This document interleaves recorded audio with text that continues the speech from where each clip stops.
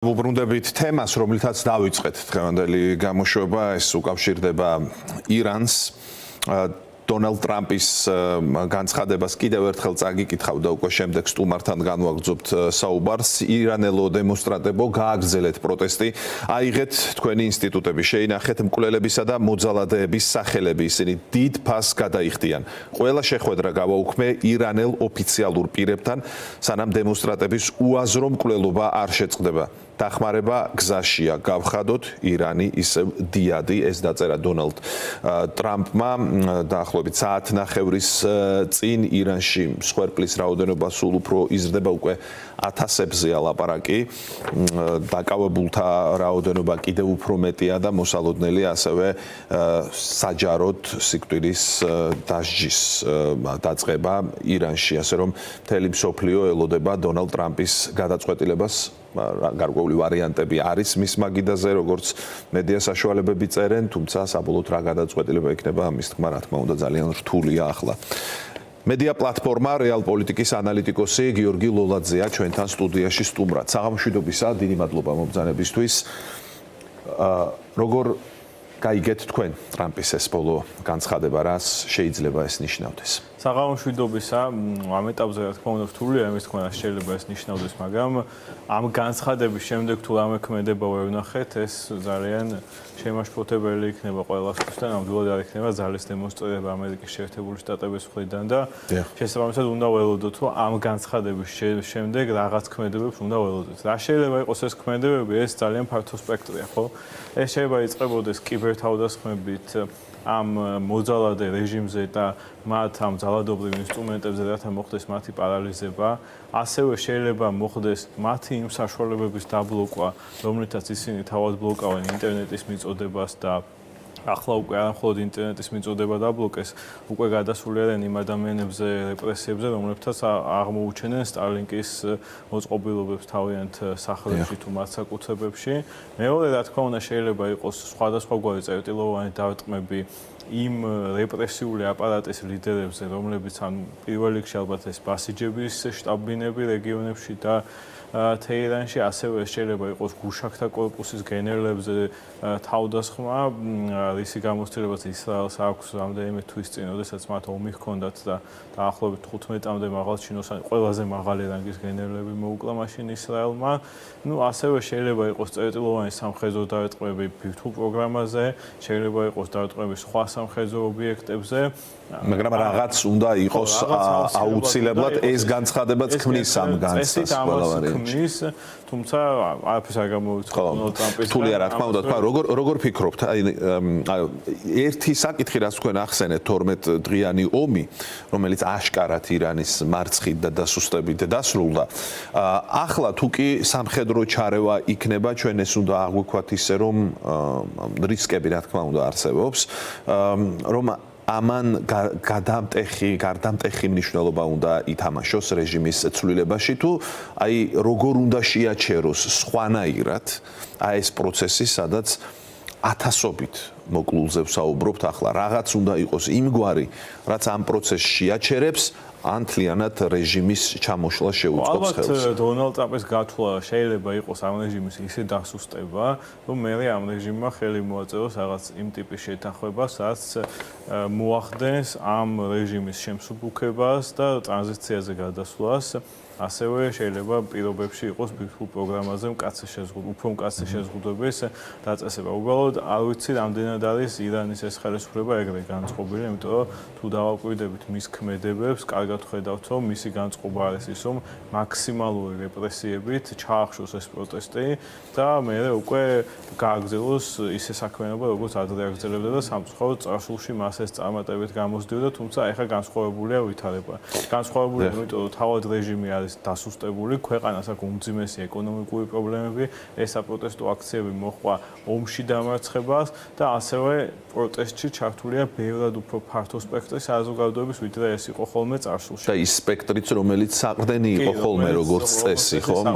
ეს ეკონომიკური ნაწილი, ასე ვთქვათ, რეჟიმის. ეკონომიკური ნაწილი, კი ბატონო, და აქედან გამომდინარე პროგნოზების გაკეთება ძალიან რთულია. ზოგადად ასეთი რეჟიმების ჩამოშლას მასობრივ პროტესტთან ერთად სჭირდება შიდა განხეთქილება აუცილებლად. რაღაც ეტაპზე უნდა დადგეს ის მომენტი, როდესაც ამ რეპრესიული ძალადობრივი აპარატის წარმომადგენლები უარს ამბობენ ბრძანებების შესრულებაზე და ქუჩებში ხალხის ხოცვაზე.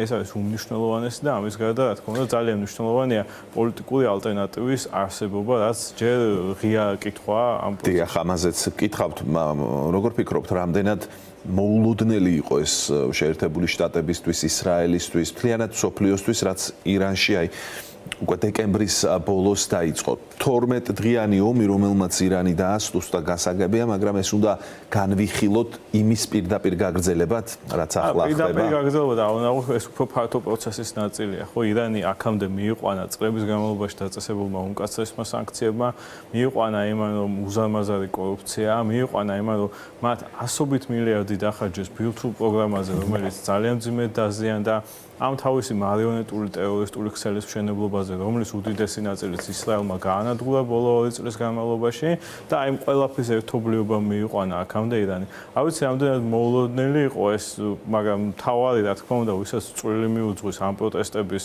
ასე წარმართვაში ირანელი ხალხია და ნამდვილად არ გავიმეორებ მე ირანის რეჟიმის წარმომადგენლების თუ საკმაოდ დასავლელი პოლიტიკოსების საკმაოდ სულელულ განცხადებებს, რომ ეხლა თეირანის ქუჩებში მოსადის აგენტები დარბიან. რა თქმა უნდა, იქ მოსადის აგენტებიც იქნებიან, მაგრამ თავარი დამსახურება არის მოსახლეობის და მათი ამ მასობრივი გამოსვლების და იმ ტკივილების და იმ პროტესტის, რომელიც მათ გააჩნიათ, ხო, ამ რეჟიმის მიმართ, რომელიც მართლაც უსასტიკესია, გარდაცვლილების რაოდენობა მერყეობს 2000-დან და ზოგი ამბობს 10,000-ზე მეტის შეიძლება იყოს რთულია, რა თქმა უნდა, ამის დადგენა, როდესაც ინტერნეტი 5 დღეა გათიშულია, ხო, ქვეყანაში. ამიტომ ნებისმიერი ტიპის ჩარევა რა თქმა უნდა აუცილებელია, თუმცა რამდენად ეფექტური შეიძლება იყოს ეს, ამის თქმა ჯერ ძალიან აი მოდი რისკებზე ვისაუბროთ. თან ამ განცდას რა აძლიერებს ახლა, რომ ტრამპმა შეიძლება მოიმუქმედოს რაღაც. ის რაც ჩვენ ნახეთ ვენესუელაში, ხო, აი კონტექსტი აქვს ამ ყველაფერს, რომ აი ესეთი ეფექტური იყო ვენესუელაში, მაგრამ იყო დაგეგმილი. აი აქ ამ შემთხვევაში, როდესაც ირანის რეჟიმიც მაქსიმალურად, როგორც თავად ამბობს, მზად არის, რომ რაღაცნაირად უპასუხოს ამ ყველაფერს, ან ეცადოს, რომ გადარჩეს ამ პროცესში. ვენესუელა და ირანი სხვადასხვა რამე არის, ხო? კი, ეს დროში ვხედავთ ჩვენ, რომ იქ მოხდა ცოტა ხნის წინ, თორემ სულ სხვადასხვა რამეა. ერთი რაც აერთიანებთ არის ის, რომ ორივე რეჟიმი იყო, მაგრამ ირანი სხვა, დიახ, ირანი სხვა არის, ხო? აი აქედან გამომდინარე, რა რისკები შეიძლება იყოს ნებისმიერი სახის ჩარევის შემთხვევაში, რა რესურსი გააჩნია დღეს ირანს და მის მოკავშირეებს უკრაინაში ომში ჩარჩენილ რუსეთს და ჩინეთს, რომელიც მისი ნავთობის შემსყიდველია, ხო? აქ დავიწყებ, თუ რა გააჩნია ირანს, ხო? ირანს აქვს ძალიან წარმატებული ბალისტიკური რაკეტების პროგრამა, რომელიც დიდ შეშფოთებას ქმნის ისრაელში და ისრაელის პრემიერის ბოლო ვიზიტის დროს მას თხოვა დონალდ ტრამპს, რომ ახალი დარტყმები განეხორციელებინათ ირანზე, რათა ეს ბალისტიკური რაკეტების წარმოების პროცესი შეემცირებინათ და გამშვები დანადგარები გაეოქმებინათ და ეს განხილვის პროცესში იყო ჯერ კიდევ მანამდე, ვიდრე ეს საპროტესტო აქციები დაიწყება. ამ ბალისტიკური რაკეტებით ირანს შეუძლია დაბომბოს კატარში ამერიკული ბაზები, ერაყში, სირიაში, რა თქმა უნდა, მათი სამიზნე იქნება ისრაელის, ხო, რომელსაც ამერიკასთან ერთად განიხილავენ, როგორც თავად უწოდებენ, ერთ-ერთ სატანად, რომელსაც ამაზე დგას საერთოდ ამ რეჟიმის იდეოლოგია.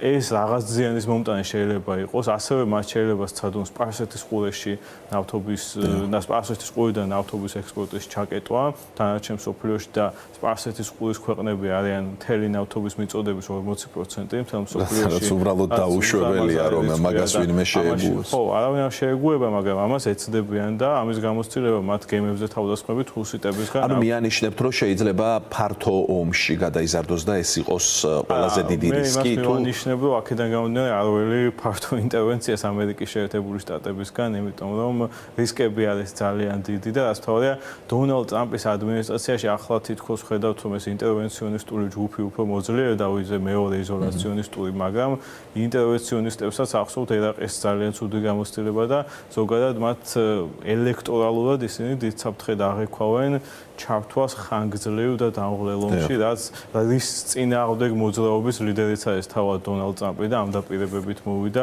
და 2016 წლიდან ის აკრიტიკებდა ესეთ კამპანიებს. ამიტომ როგორც ჩამოვთვალე, ბევრი ვარიანტი აქვს ამერიკის შეერთებული შტატების პრეზიდენტს, მაგრამ მთავარი მიზანი მისი იქნება ამ სამხედრო ზეწოლით მიაღწიოს რაღაც ტიპის შეთანხმება, სადაც იქ შეამსუბუქებს ვითარებას, ან ამერიკას თავის სტრატეგიული მიზნების მიღწევის საშუალებას მისცემს ბირთვულ პროგრამასთან და ბალისტიკური პროგრამასთან.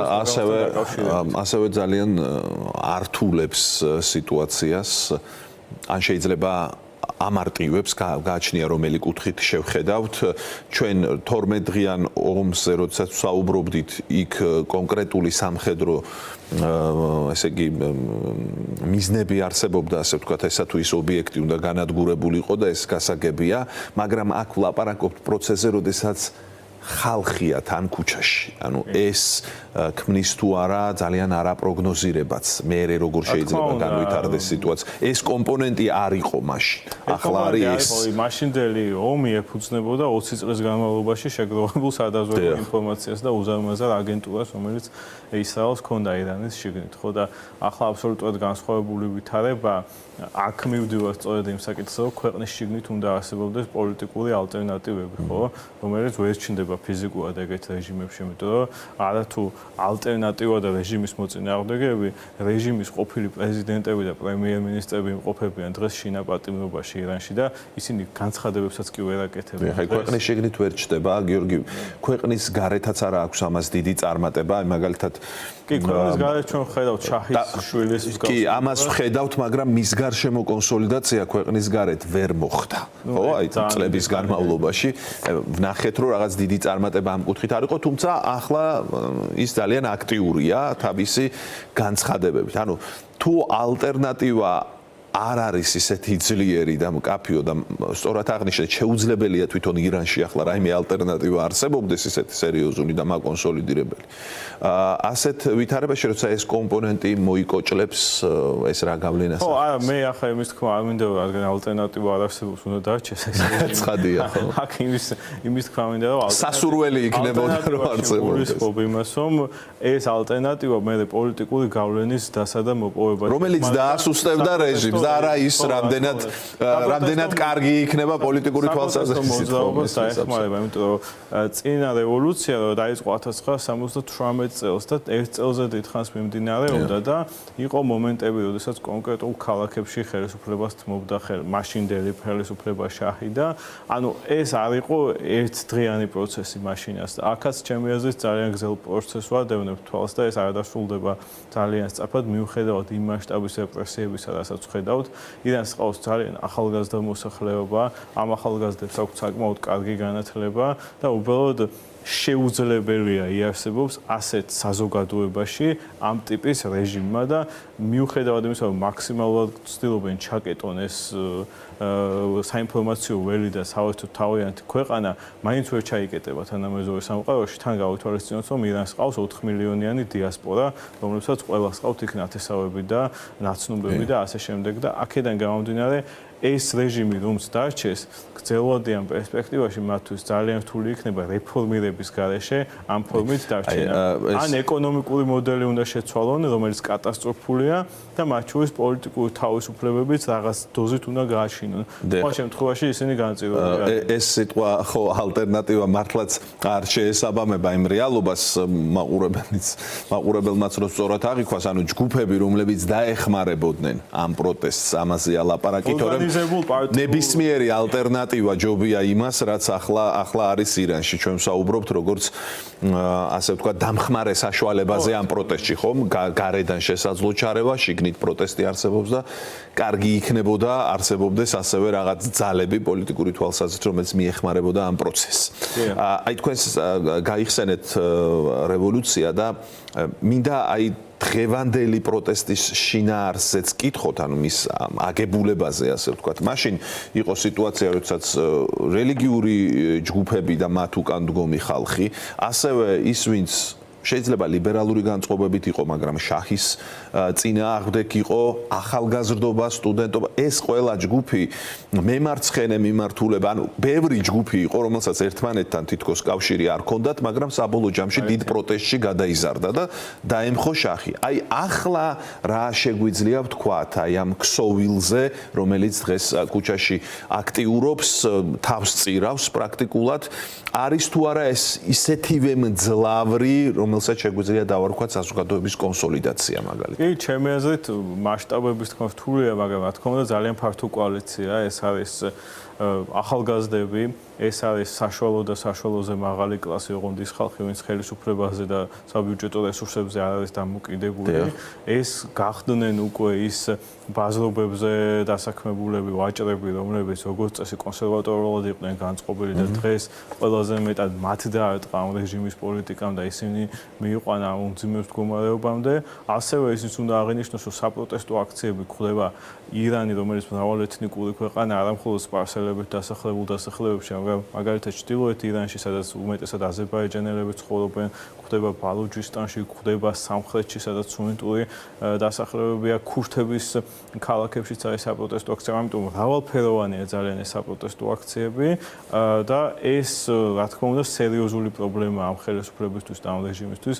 პრინციპში მათ გააზრებული ჰქონდათ უკვე რომ ეს პრობლემები იყო ჯერ კიდევ 2024 წელს გახსოვთ მაშინ საპრეზიდენტო არჩევნებზე გაიმარჯვა მასუდ ფეზეშქიანმა და ეს შემთხვევით არასდროს არ ხდება ირანში, იმიტომ რომ საპრეზიდენტო კანდიდატებს წინასწარ განსაზღვრავს რეჟიმი და როგორც წესი ეს წინასწარ დაალაგებული კომბინაცია დაახლოებით უფრო რადიკალის გამარჯვება სულს რეჟიმს თუ პირიქით შედარებით ლიბერალურად განწყობებს. თუმცა ხდება ხოლმე მოულოდნელობები, მაგრამ ჩემი აზრით ფეზეშქიანის გამარჯვება მათ ინტერესებში შედიოდა, რადგანაც ეს პრობლემები მაშინ უკვე სახეზე იყო და მათ თავად სურდათ რაღაცა ტიპის შემსუბუქება. გვახსოვს ჩვენ მაჰსა ამინის პროტესტების შემდეგ შემსუბუქდა ამ ქალის თავსაბურავის კანონის აღსრულება, ასევე მათ დასავლეთთან დალაპარაკებაც სურდათ ალბათ, თუმცა ამ ყველაფერს წამოეწია მერე ის პროცესები, რაც ისრაელთან ომის სახით განვითარდა. საინტერესოა ეს მისცემს თუ არა ბიძგს კრიზისის უკიდურესად გამწვავების შემთხვევაში, რომ აი ეს ტრანზაქცია, რომელზეც საუბრობდით, სწორედ ამ ხალხით განხორციელდეს, მაგალითად, ვისაც შერბილების მექანიზმად იყენებდა რეჟიმის შიგნით ვინც არიან, ის ადამიანები მისაღები იყოს იმ ხალხისთვის, ვინც პროტესტშია. ვისაც ახლა ხოცავენ და ეს ხალხი იგივე მესიჯებს იმეორებს, რასაც სხვა რადიკალები ამ რეჟიმის და ფეზეშქიანი. ანუ იმდენად ღრმად არის შესული კრიზისი. ისეთივე სიტყვებით ახდენს დისკრედიტირებას დემონსტრანტების, როგორც მაგალითად სხვა კლერიკალური მთის წარმომადგენლები აქედან ანუ ფიქრობთ, რომ თუ კი ცვლილება მოხდება, ეს იქნება კიდევ უფრო ტკივნეული მათთვის ცვლილება რეჟიმის. ეს მთავრობის შეცვლის საწინააღმდეგო, ეს არის რეჟიმის შეცვლის საწინააღმდეგო, რაც გულისხმობს თავიდან ბოლომდე სრულად რეჟიმის შეცვლას. იმდენად ღრმადაა პროცესი შესული. ძალიან დიდი მადლობა გადაცემაში სტუმრობისთვის. გიორგი ლოლაძე, მედია პლატფორმა რეალ პოლიტიკის ანალიტიკოსი იყო ჩვენი სტუმარი.